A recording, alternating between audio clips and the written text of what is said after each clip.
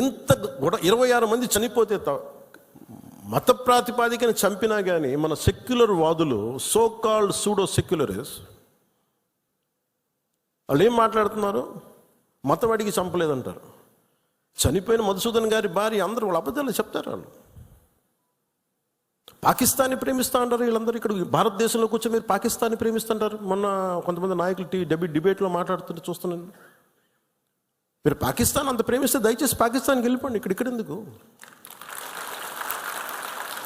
పాకిస్తాన్ మీద మీకు అంత ప్రేమే ఉంటే